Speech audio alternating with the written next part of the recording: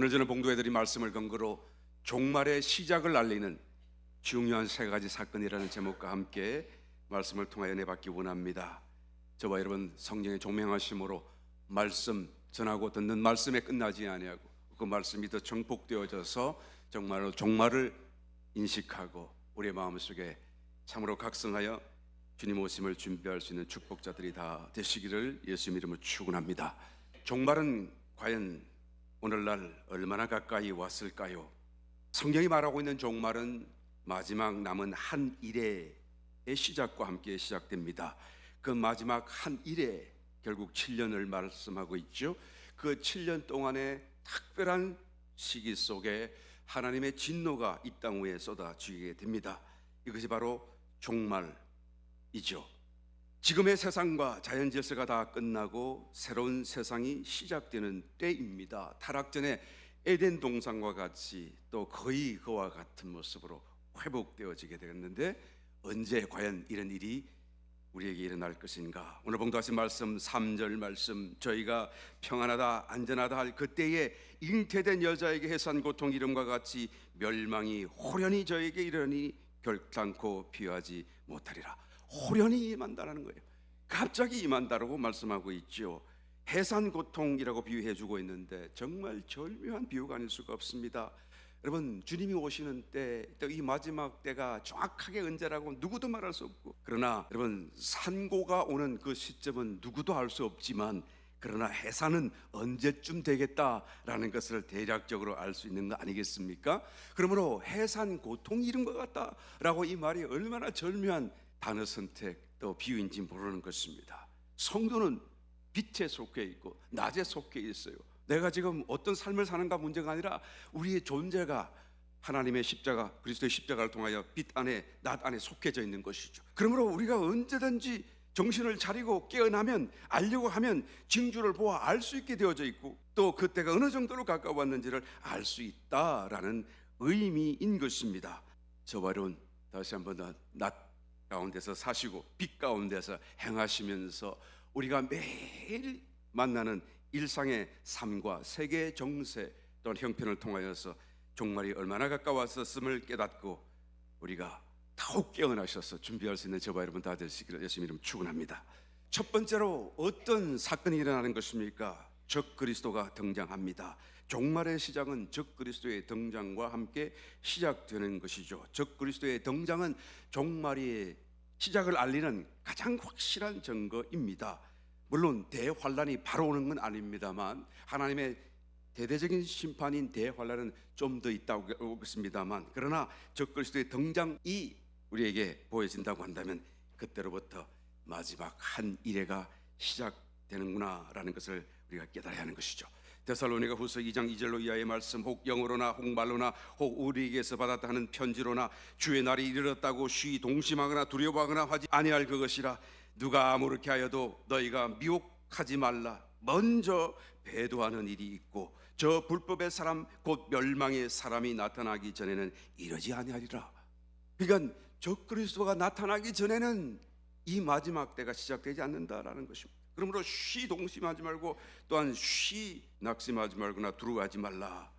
그런데 그 불법의 사람 멸망의 아들 적그리스도가 나타나기 바로 직전에 먼저 배도하는 일이 있고 라고 말씀하지 않아요.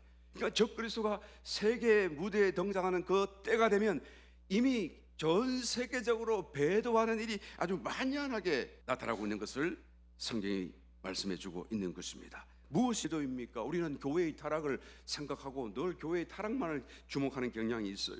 물론 성경은 말합니다. 두아디라 교회는 세속화된 교회, 마지막 시대에 있을 교회를 네 가지 모습으로 요한계시록이 나타내고 있는데, 4대 교회는 죽은 교회죠. 그러니까 신앙적으로 영적으로 생명적으로는 죽어 있으나 사회적인 사회활동 뭐 이런 거는, 사회봉사 이런 거는 굉장히 많이 하는 사회적인 커뮤니티 어떤 하나의 조직 단체와 같은 그런 느낌을 주는 4대 교회도 있을 것입니다. 또한 라오디게아 교회 같은 교회, 정말 미지근한 교회, 믿음에 대해서, 신앙에 대해서, 주님 다시 오시는 이런 성경적인 진리에 대해서 미지근한 거예요.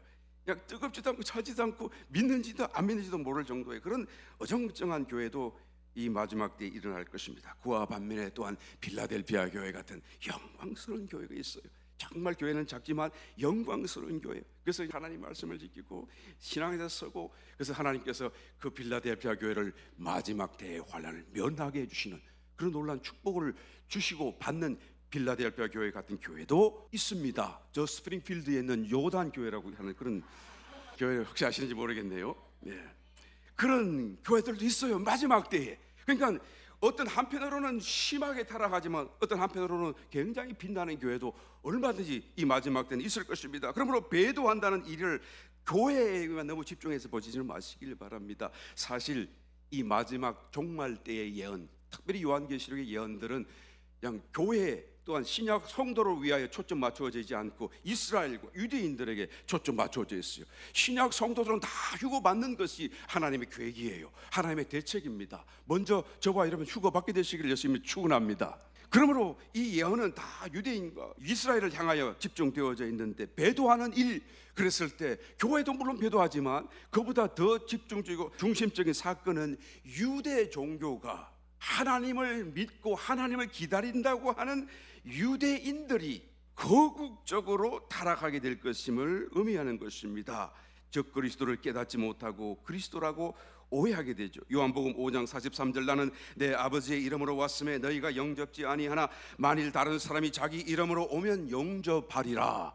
그러니까 예수님을 배척했던 그 유대인들이 이제는 저 그리스도가 등장하게 되면 그를 메시아로 영접하게 될 것이다 라는 거예요. 그러니까 유대인들이 알면서 또 모르면서 거국적으로 타락하여 신앙에서 하나님의 나라에서 떨어져서 배도하는 일이 일어나게 되겠죠. 이런 상황이 다 조성이 되고 난 뒤에 적그리스도가 딱 등장을 하게 됩니다. 유대인들이 왜 적그리스도를 그들의 메시아로 영접하게 될까요? 적그리스도는 등장과 더불어 세계적인 평화를 공표합니다. 약속합니다. 7년 동안, 마지막 한 일의 7년이라는 세월 동안 세계 가운데 평화를 언약하고 선포를 하죠. 그리고 이스라엘 향해서는 너희들도 마음대로 성전 지어라, 제3성전 짓게 만들고, 그리고는 확실한 보장을 해주게 될 것입니다. 여러분, 제3성전을 짓는다라고 하는 것은 정말 어려운 사건이 아닐 수가 없죠.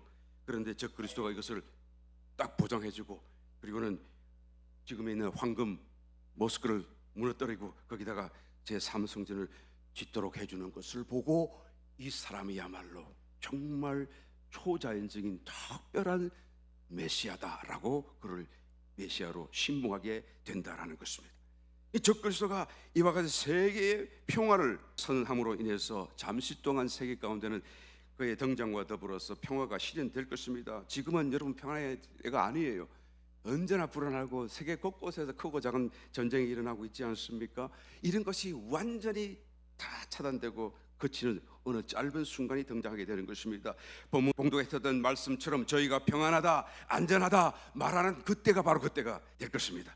다니엘서도 이 말씀을 증거해주고 있습니다. 9장 27절, 그가 장차 많은 사람으로 더불어 한 일 동안의 언약을 굳게 정하겠고 그가 그 이래의 절반의 제사와 예물을 금지할 것이며 또 잠포하여 물건이 날개를 의지하여 설 것이며 또 이미 정한 종말까지 진노가 황폐케 하는 자에게 쏟아지리라 하였느니라. 그러니까 다니엘서도 이 평화의 때를 미리 예언해주고 있는 것을 보게 되죠. 한 이래라고 하는 것은 7년입니다.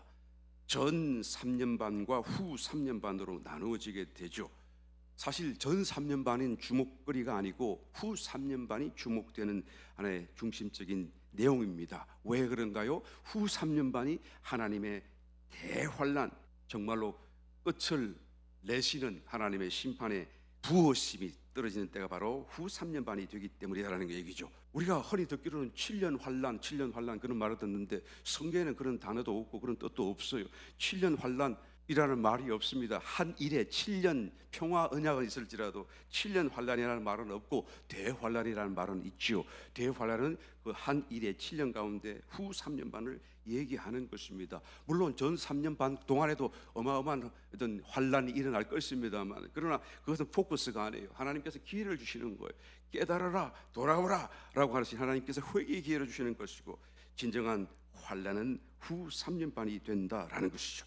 첫 인이 하늘에서 떨어지게 될 텐데, 그것은 바로 이 한 이래가 시작되는 시점에서 하늘에서는 첫째 인이 떨어지게 됩니다. 정확하게 말하자면 7년보다 더 앞섰어요. 왜요? 적그리스도가 등장하는 것이 첫인이거든요. 첫인이 떨어졌더니 어떤 사건이 일어납니까? 요한계시록 6장 1절로 2절, 내가 보매 어린 양이 7인 중에 하나를 떼시는 그때에 내가 들으니 내 생물 중에 하나가 우레 소리같이 말하되 오라 하기로, 내가 이에 보니 흰 말이 있는데 그 탄자가 활을 가졌고 멸류관을 받고 나가서 이기고 또 이기려고 하더라. 이건 예수님이 아닙니다. 여러분, 백마 탔다고 해서 예수님이 아니에요. 이것은 예수님을 가장하는 적그리스도, 거짓 그리스도를 얘기하는 것이죠. 예수님이 이기고 이기려 할 필요가 어디 있어요? 예수님은 다 이기신 줄을 믿으시면 아멘 하시기 바랍니다. 이 거짓 그리스도가 이제는 막 이기려고 하는 거예요. 그래서 첫째 인을 떼게 되면 이제 적 그리스도의 등장이 일어나게 되는 것입니다. 적 그리스도가 등장을 하고 그가 세계적인 한일의 7년간의 그런 평화를 선포하게 되죠. 그러니까 정확하게 첫째 인은 7년보다 조금 더 앞서서 떨어져야 되는 것이다 라고 말씀드릴 수밖에 없는 것입니다. 적그리스도가 세계 무대에 등장하는 그 순간이 이제는 하늘에서는 첫째인이 떨어지고 둘째인이 떨어지고 이제는 대환란으로 가는 종말의 시작이 되어진다라는 것입니다. 성경은 이 적그리스도가 어떤 사람인지를 정확하게 묘사해 주고 있습니다. 그의 인상과 성품에 대해서도 말씀해 주고 있습니다. 다니엘서 8장 23절 이하의 말씀, 이 네 나라 마지막 때에 배역자들이 가득할 점에 한 왕이 일어나리니 그 얼굴은 엄장하며, 이거는 fierce, 그러니까 아주 사납고 전투적인 모습이고 보고 우와, 사람이 놀랄 정도로 뭔가 특징적인, 성경은 여러분 과장하지 않습니다. 그러면 성경이 그 얼굴이 fierce하다 그러면, 엄장하다 그러면 누가 봐도 그렇게 느낄 수밖에 없는 첫인상의 그런 놀라운 어떤 인상 차기를 가진 아주 나쁜 사람입니다. 계율에 능하고 거짓말 잘한다 그 말이에요. 외교술 좋은 말로 하게 되면 외교술에 능하고 그런 말인데, 사실은 거짓말 잘하고 자기가 하는 일을 갖다가 거짓술수로 녹여가지고 사람들이 다 속아 넘어갈 수밖에 없도록 그 권세가 강할 것이나 자기의 힘으로 말미암은 것이 아니며 뒤에서 사단이 힘을 보태줄 것이고, 또 자기 밑에 수하로 들어올 10왕들이 자기들의 권세 능력을 다 거기에 바치기 때문에 순식간에 세계의 권세를 손에 딱 거머쥐게 될 그런 사건이 벌어지게 될 것입니다. 그가 장차 비상하게 파괴를 행하고, 그러니까 그의 특징은 부셔뜨리고 죽이고 멸망시키는 사단의 대리자 아바타의 모습인 것을 볼 수가 있습니다. 강한 자들도 거룩한 백성들도 멸하게 되는 거예요. 이 거룩한 자들은 유대인들, 하나님의 백성들, 또 어떻게 합니까? 신약 성도, 믿는 성도, 남아있는 성도들, 이런 사람들은 눈에 불을 켜고 찾아내고 죽이려고 하는 자기의 본색을 드러내는 그 순간, 그리고 강한 자들, 왜 강한 자들을 없애려고 합니까? 자기의 통치에 방해가 되니까 전부 다 정적이 될 만한 사람은 다 죽이는 거예요. 어마어마한 살육과 파괴가 암암리에 일어날 것을 우리가 알 수 있는 것입니다. 25절, 그가 꾀를 베풀어 제 손으로 계율을 이루고, 특별한 이 꾀의 아이디어, his idea, 이것을 요한계시록 17장 13절에 가서 보게 되면 그의 his mind, 하나의 뜻이라고, 정확하게 어떤 특별한 뜻이 있다라는 것을, 그리고 전 세계 사람들이 그것을 알게 될 것임을 말해주고 있어요. 이 적그리스도가 등장하면서 뭔가 아젠다 내지는 뭐 이런 자기의 비전 이런 걸 세계에 공표하면서 하나의 뜻을 발표하게 될 텐데, 그 뜻에 10왕들이 다 엎드려서 우리도 그렇게 되기를 원합니다 그러면서 자기 가진 권세 나라 다 내어주고 이제는 적그리스도를 따르게 되죠. 그 뜻이 무엇일까요? 모르게 몰라도 세계 정부를 세우겠다, 뭐 그런 거 아니겠어요? 엘리트 정부 세우겠다, 그런 거 아니겠어요? 그런 것일 것입니다. 그의 깨가 이제는 드러나게 될 텐데, 평화한 때에 많은 무리를 멸하고, 평화한 때가 언제죠? 바로 아까 평화하다, 평안하다, 안전하다 할 그때, 그가 와서 세계에 평화를 공포한 그때를 얘기하는 것입니다. 그래서 세계적으로는 평화 가운데 전쟁이 없고 다 괜찮다, 문빗장 다 열어놓고 사는데, 이스라엘도 걱정하지 않고 사는데, 사실 암암리에 비공식적으로 자기를 대적하는 강한 자들을 다 죽이고 많은 사람들이 죽게 될 거예요. 그때 정말 많은 사람, 그 중에 어떤 사람도 포함됩니까? 세계 종교를 통합하려고 하겠죠. 통합이라기보다는 파괴시키려고 하겠죠. 자기를 신으로 만들어야 되니까. 그러니까 교황도 그때 죽임을 당하게 될 것입니다. 하나님을 대적하게 될 것이다. 여러분, 이것이 바로 적그리스도인 것입니다. 착한 사람이 아니에요. 어느 정도 봐줄 수 있는 사람이 절대 아닙니다. 여러분, 이 사람 만나지 않도록 우리가 애를 써야 되는 것입니다. 두 번째로 어떤 증거가 있습니까? 제3성전이 세워지게 됩니다. 적그리스도는 유대인들에게 제3성전을 세우도록 평화를 보장해 주지 않습니까? 제3성전이 무엇입니까? 본래 성전은 모세의 성막으로부터 출발하죠. 성막은 성전이 아닙니다. 텐트. 그런데 성전은 템플, 그러니까 모세의 성막이 출발이지만 성전은 아니에요. 성전이라고 하는 것은 그 다음에 그 성막을 기초로 하나님의 계시 속에서 이 땅 위에 굳건하게 세운 건축물인 솔로몬 성전이 제1성전이 되는 것이죠. 그리고 그것이 무너지고 바벨론 포로로 잡혀갔다가 다시 돌아와서 세운 스룹바벨 성전이 제2성전이 됩니다. 그런데 구차하니까 솔로몬 성전까지 크게 지을 수도 없고 멋지게 지을 수도 없었어요. 그런데 예수님 시대에 헤롯이 유대인들의 마음을 얻기 위해서 그 제2성전을 더 크게 개축하여 짓게 되죠. 이것이 헤롯 성전인데요, 그 헤롯 성전은 제3성전이라고 할 수 없는 이유가 그 제2성전을 개축한 것이기 때문에 여전히 이 성전의 연속이에요. 그런데 로마 군사가 와가지고 디도 장군에 의해서 이 제2성전이 철저히 파괴되죠. 그리고 없어져 버렸습니다. 그리고는 그 자리에 황금 돔 모스크가 서 있고요, 이제는 이스라엘 백성들이 저거를 무너뜨리고 그 자리에 제3성전을 세우기를 애타게 기다리고 있는 것입니다. 여러분, 제3성전이 세워질 것을 성경은 곳곳에서 예언적으로 말씀해 주고 있습니다. 왜요? 예수님이 오셨을 때, 재림하셨을 때 성전이 있어야 되니까요. 그 성전 안에 예수님이 서시고 또 하나님이 왕으로 임금으로 하나님으로 이게 높임 받는 것이 아니라 가정한 것, 그 적 그리스도가 자기를 신으로 올리며 그 자리에 들어갈 것을 성경이 예언해 주고 있기 때문에 그런 것입니다. 사실 우리에게는 이 삼성전이 별로 의미가 없어요.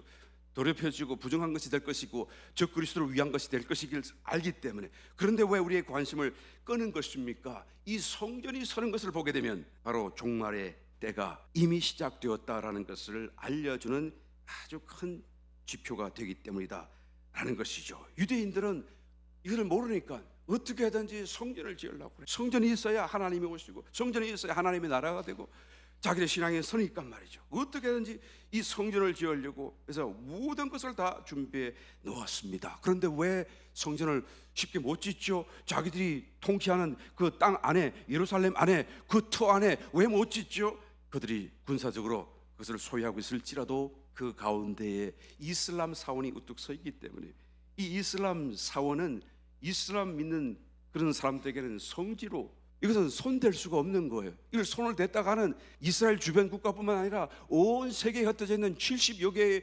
이슬람권 국가들이 다 동맹해서 이스라엘 쳐들어올 텐데 이거 견딜 수가 없잖아요. 그러니까 아니까 쉽게 그것을 무너뜨리고 짓지를 못하는 것입니다. 때를 보고 기다리는 것이죠. 이슬람 세력들이 시퍼렇게 살아있는 이상 경천동지할 만한 그런 초자연적인 역사가 일어나지 않고서는 애시당초 불가능한 사건이 아닐 수가 없습니다. 그런데 그것을 준비해요. 그것을 믿고 기다리고 있어요. 기회를 보고 있습니다. 그러면서 그들은 그렇게 말합니다. 이스라엘이 건국되기 전까지는 이스라엘 국가 회복이라고 하는 것은 우리 모두에게, 모든 사람에게 이룰 수 없는 꿈이었습니다. 그런데 이루어졌지 않습니까? 제3성전 건축도 지금으로서는 이룰 수 없는 꿈 같은 것입니다. 그러나 이루어지게 될 것입니다. 그러는 거예요. 그러면서 기다리고 있는지 모릅니다. 그런데 적 그리스도가 등장하자 딱 그것을 열어주고 보장을 해주니까 어떻게 합니까? 우와, 메시아다, 우와, 우리가 기다리던 그분이다 라고 그를 덥석 받아들이게 되는 것이죠. 여러분, 제3성전이 서게 되면, 그래서 그것이 우리 눈앞에 공사가 시작되는 것을 보게 되면 어떻게 알아야 됩니까? 벌써 첫째 인이 떨어졌다, 이제 곧 그 둘째 인이 떨어질 준비를 하고 있다, 우리는 알아야 되는 거예요. 여러분, 이 제3성전 건축을 위해서 유대인들이 얼마나 준비하는지 몰라요. 기회만 되고 변명만 생기면 무조건 전쟁도 불사고라도, 왜요? 하나님이 지켜주실 것이다라는 그런 믿음을 갖고 있기 때문에.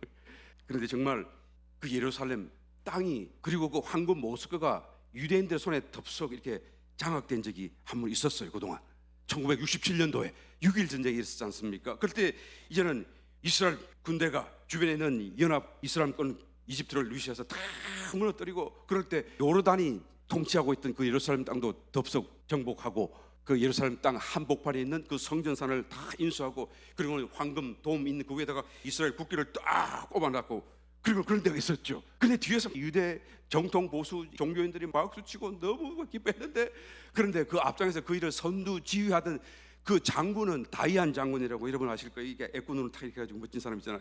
멋진지 아닌지 모르겠습니다만 여하튼 인상적인 사람 있잖아요.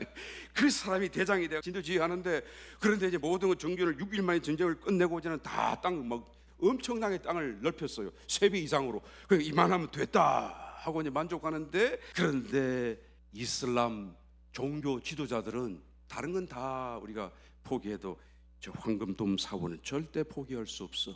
전쟁을 거치려고 한다면 저거 우리 손에 줘야 너는 전쟁을 거칠 것이야. 우리도 전쟁 거쳐줄게.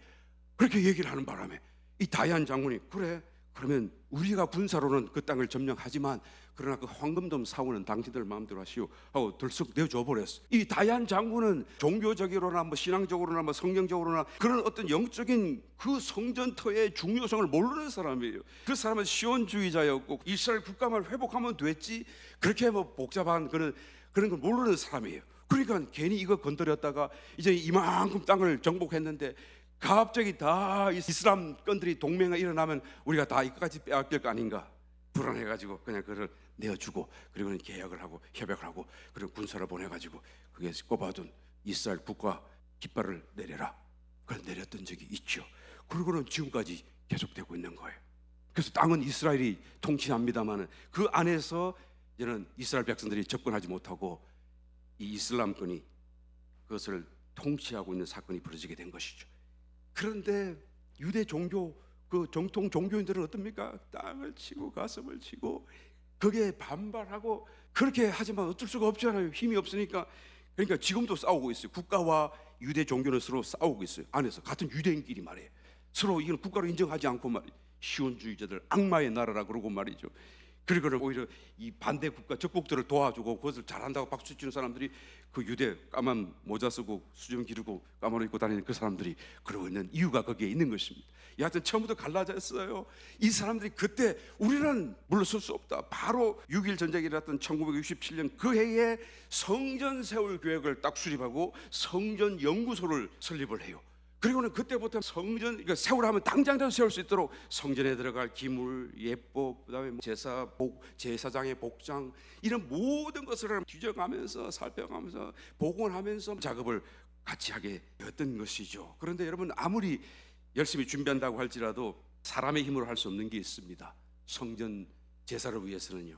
하나님의 기적적인 역사에 그런 간섭이 없어서는 할 수 없는 게 있어요. 준비할 수 없는 게 있습니다.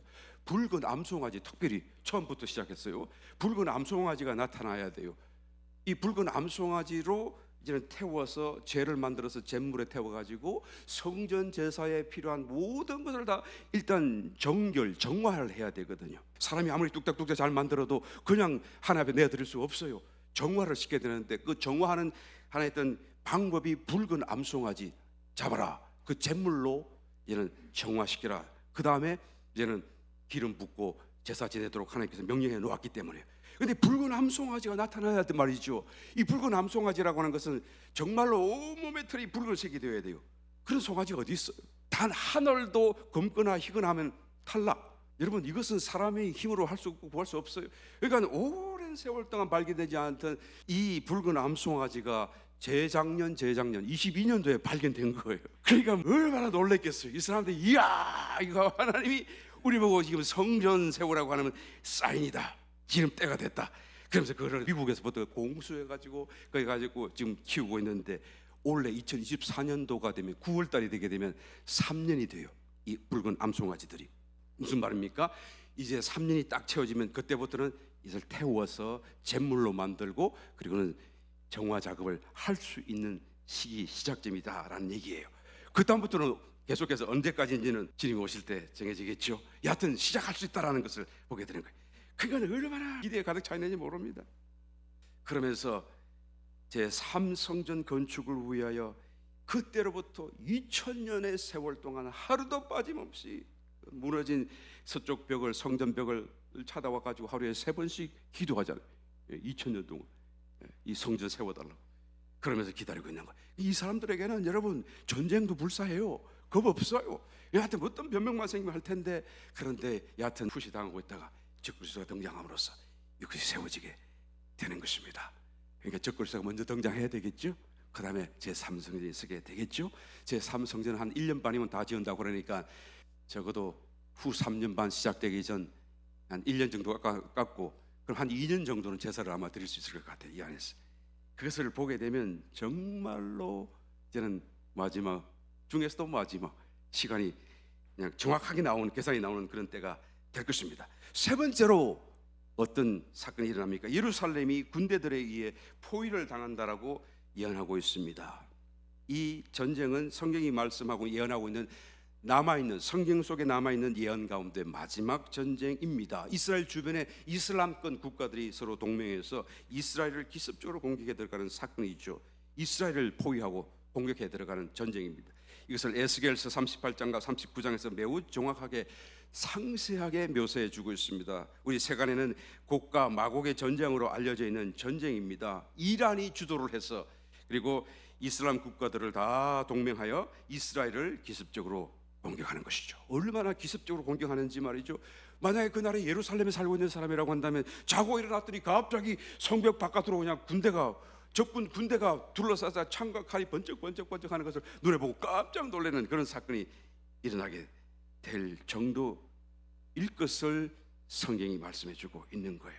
물론 이 모든 일들의 배후 아주 핵심 세력은 이란이 되겠습니다만, 그러나 결국 러시아도 그 동맹군의 대장이 되어져서 함께 참여하게 될 것입니다. 지금 하마스와 이스라엘 간의 큰 전쟁으로 해서 이제는 점점 자꾸 커져가더니 이제는 후티 반군, 이거는 완전히 이란의 아주 적극적인 지원을 받는 군대거든요.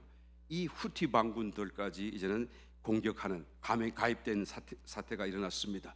그런데 이 사건에 대해서 어떻게 합니까? 이제는 미국도 영국도 서방 국가들도 이제는 참여하게 되죠. 그러다 보면 어떻게 됩니까? 나중에는 이란이 이제는 더 이상 기다리고 뒤에서 조정할 수 없고 함께 나타나 전면전에 나와서 싸움에 들어오겠죠. 그러면 어떻게 됩니까? 이스라엘은 그때를 기다리고 있는 거예요. 이란이 들어오기만 해라 기다리고 있는 거예요. 왜 기다리고 있습니까? 그 이란에는 이 굉장한 규모의 원자력이 있어요. 핵이 있습니다. 그거를 갖고는 같이 살 수가 없는 거예요. 자, 자기들 쏘았다 그러면 이스라엘은 그날로 끝이 나는 수밖에 없는 상황이기 때문에 이스라엘이 살기 위해서는 다른 선택이 없어요. 무조건 그 핵시설을 부셔뜨려야만 되는 것입니다.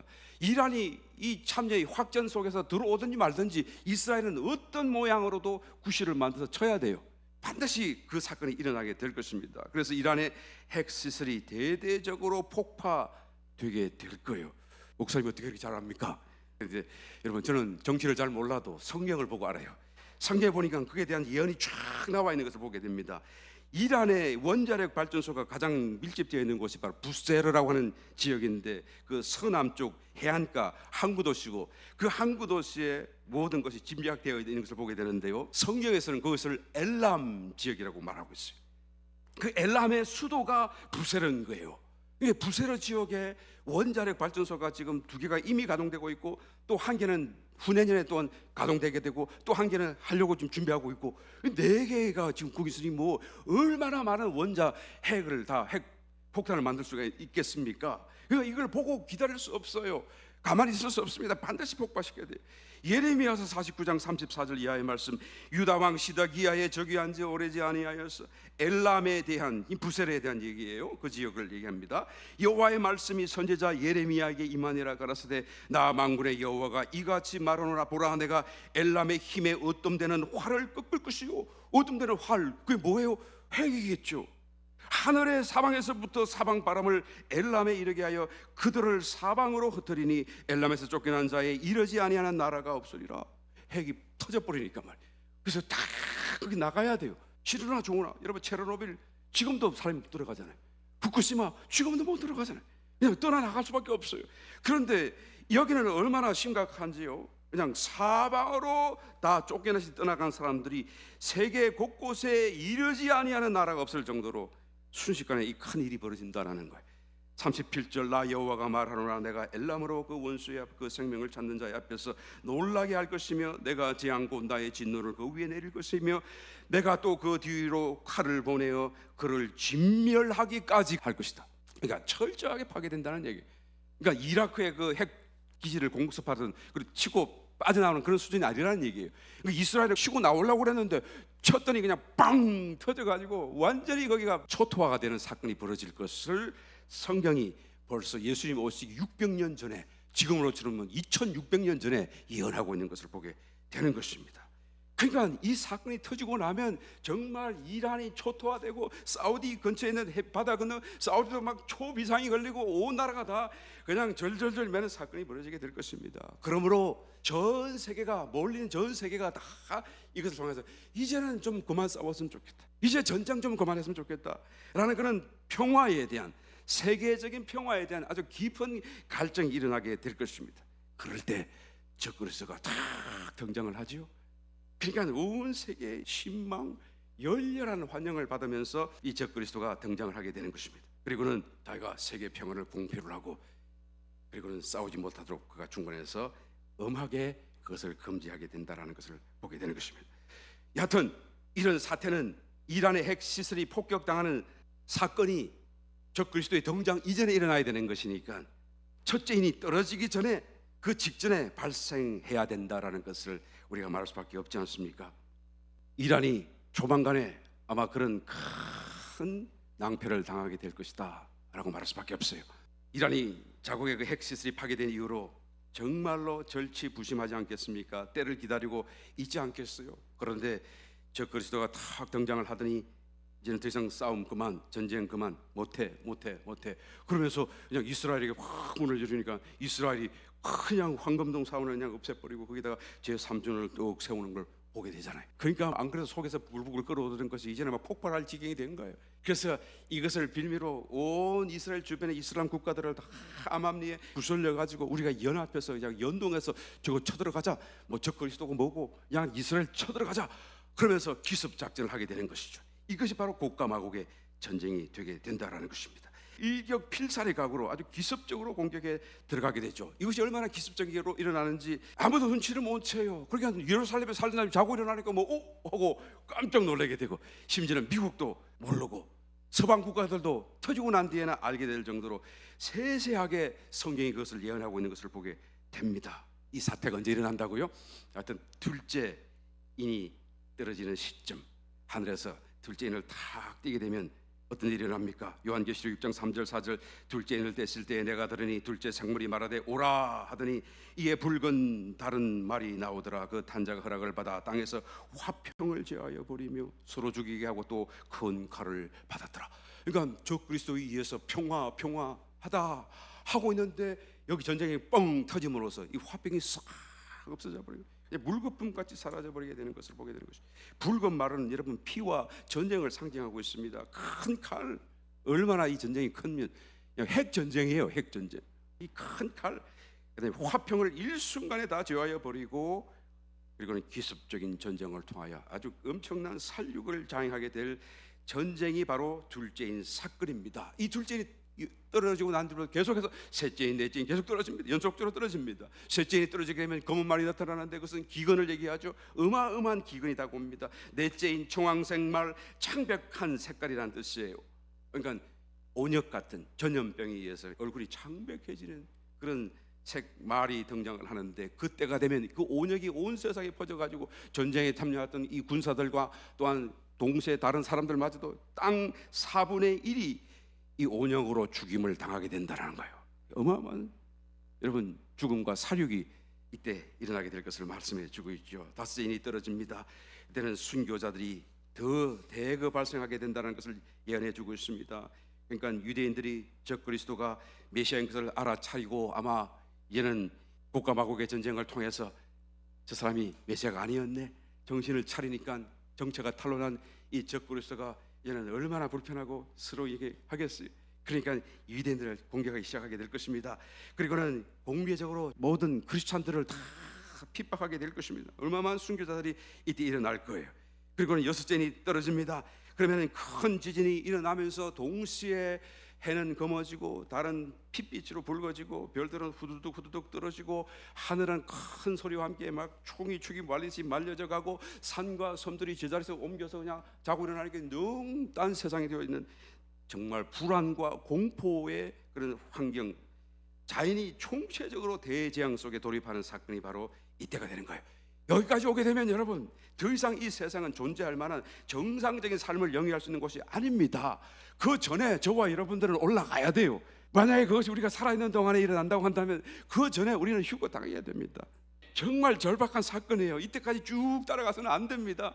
휴거는 언제 일어납니까? 여러분, 휴거는 두 가지 종류가 있죠. 하나는 비밀스러운 휴거가 있고 공개적인 휴거가 있죠. 두 종류가 있습니다. 한 번 일어나는 게 아니에요. 성경을 피상적으로 이해해서는 안 됩니다.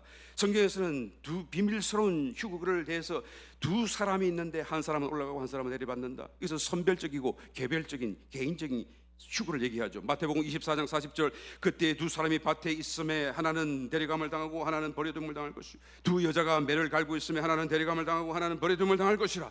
그러니까 밭에서 휴거를 당하고, 또 두 여자가 매를 갈고 있어요. 매를 밭에서 갑니까? 안 가봐서 모르시죠? 집에서 갈아요. 집에서. 그렇죠? 맷돌을. 그러니까 집에서 있다가 한 사람 올라가고, 한 사람은 두 사람이 밭에서 있다가 한 사람 올라가고, 장소가 달라요. 시간이 달라요. 개별적이고 선별적인 휴거를 말하고 있습니다. 누가복음 17장 34절, 내가 너희에게 이르노니 그 밤에 두 남자가 한 자리에 누워 있으면 하나는 데려감을 당하고 하나는 버려둠을 당할 것이요, 두 여자가 함께 매를 갈고 있으면 하나는 데려감을 당하고 하나는 버려둠을 당할 것이라.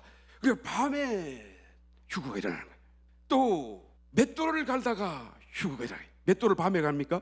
예, 안 갈아서 모르시죠? 맷돌은 낮에 갈아요.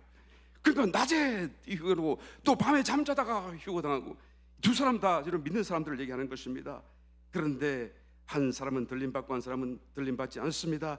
그러므로 선별적인 이 비밀스러운, 정말 공개적인 상관이 아니라 그냥 탁탁탁 올라가는 이 휴거는 여러 차례 일어날 것이고, 여러 다른 곳에서 시간 간격을 두고 발생하게 될 것입니다. 언제부터 일어날까요?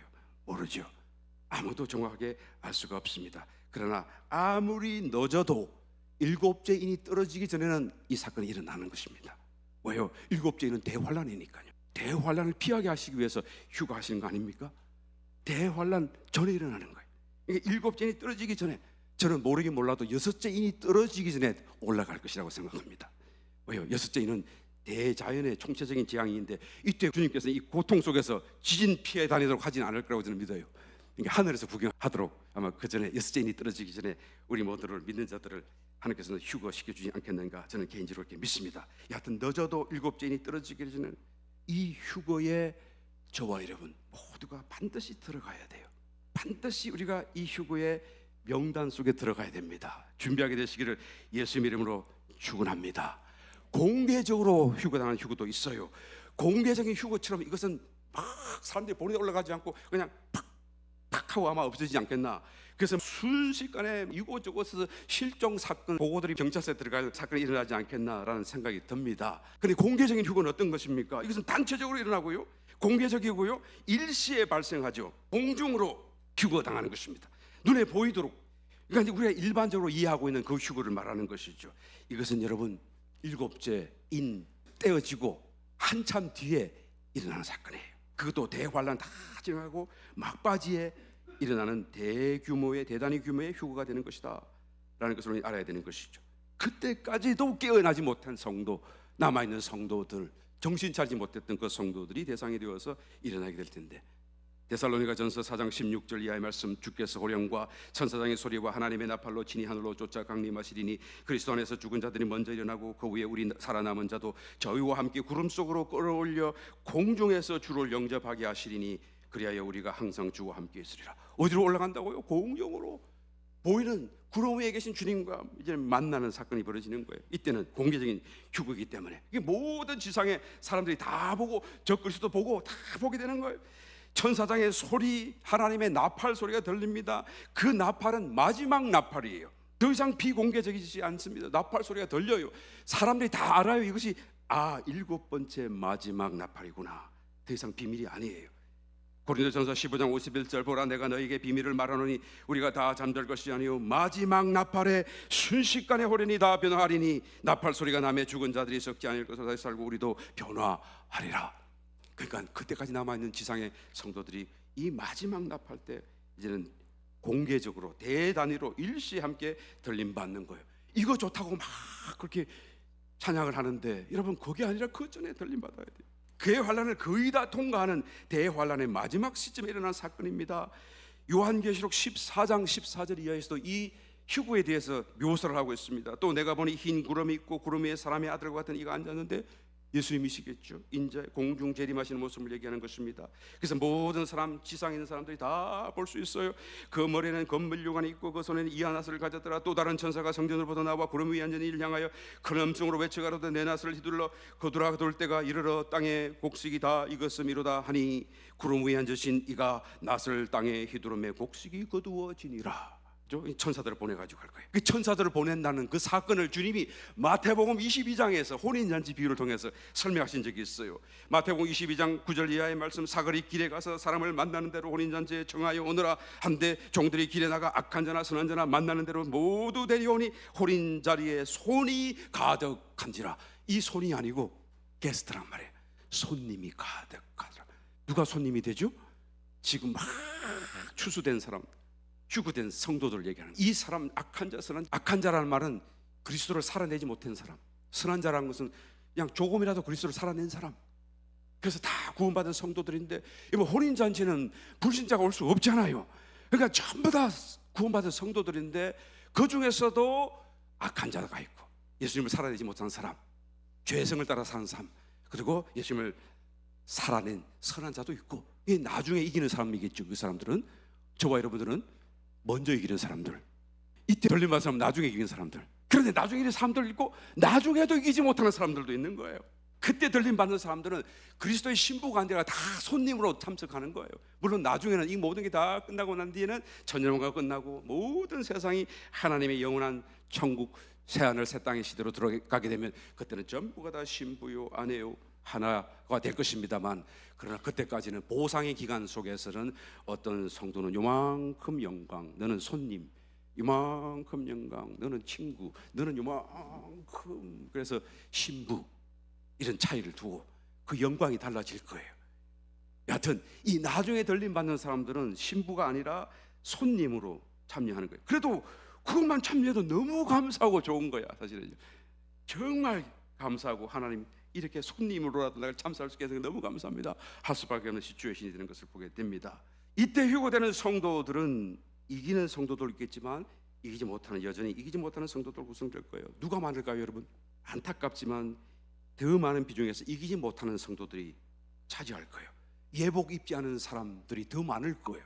왜 그렇게 할까요? 나는 모르지만 이 비유를 주신 주님께서, 마태복음 22장 비유를 주신 주님께서 그 비유를 다 결론하시면서 14절 마지막 22장 14절에서 이렇게 결론을 맺고 있기 때문에 그래요.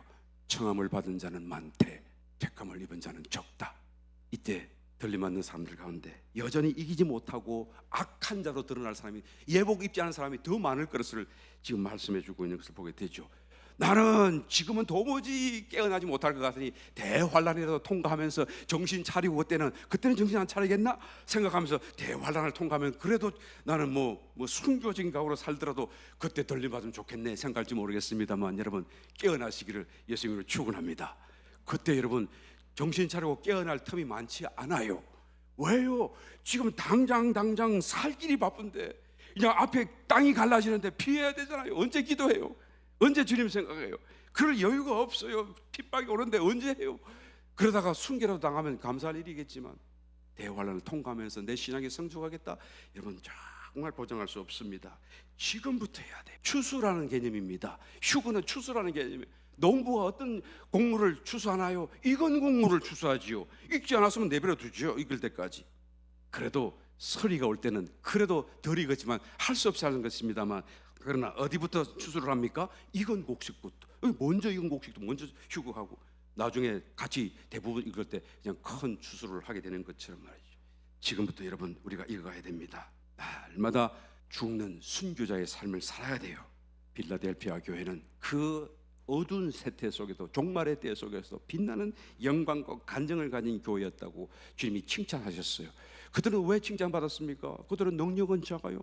그냥 다 작아요. 그런데도 불구하고 말씀을 붙들고 인내하면서 기다리면서 살았다는 거예요. 인내의 말씀을 너희가 지켰은즉 내가 이 환난도 면케하리라 라고 하는 그런 놀라운 인정과 축복을 받았던 것을 보게 됩니다. 저와 여러분 다시 한 번 더 우리가 적을지라도 그러나 인내, 말씀 붙들고 말씀 안에 살고 말씀 묵상하고 주님을 따라가는 삶이요, 빌라델피아 교회와 같은 그런 놀라운 축복 은혜를 얻게 되시기를 예수님 이름으로 축원합니다.